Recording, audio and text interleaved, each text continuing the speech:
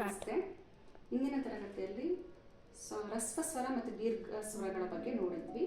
ಮೂರನೇದು ಸಂಧ್ಯಕ್ಷರಗಳು. ಸಂಧ್ಯಕ್ಷರಗಳಂದ್ರೆ ಯಾವುವು? ಎರಡು ಸ್ವರಗಳ ಕೂಡುವಿಕೆಯಿಂದ ಆಗುವ ಸ್ವರಗಳೇ ಸಂಧ್ಯಕ್ಷರಗಳು.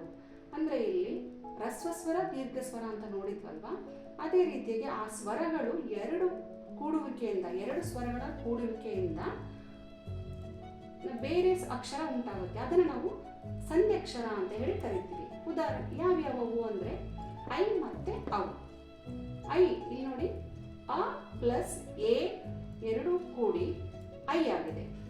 ಔ ಇದು ಅ ಮತ್ತೆ ಓ ಈ ಎರಡು ಸ್ವರಗಳ ಕೂಡುವಿಕೆಯಿಂದ ಔ ಬಂದಿದೆ. ಐ ಬರೋದಕ್ಕೆ ಎರಡು ಸ್ವರಗಳ ಕೂಡುವಿಕೆ ಇಲ್ಲಿ ಉಂಟಾಗಿದೆ. ಯಾವ್ಯಾವುದು? ಆ ಮತ್ತೆ ಎ. ಔ ಆ ಮತ್ತೆ ಓ ಈ ಸ್ವರಗಳ ಕೂಡುವಿಕೆಯಿಂದ ಈ ಎರಡು ಸಂಧ್ಯಾಕ್ಷರಗಳ ಉತ್ಪತ್ತಿ ಆಗಿದೆ. ಇವುಗಳನ್ನು ನಾವು ಸಂಧ್ಯಾಕ್ಷರಗಳಂತ ಹೇಳಿ ಕರಿತೀವಿ. ಈ ಸಂಧ್ಯಾಕ್ಷರಗಳನ್ನ ದೀರ್ಘ ಸ್ವರಗಳು ಅಂತ ಕೂಡ ಕರೀತಾರೆ. ಧನ್ಯವಾದಗಳು.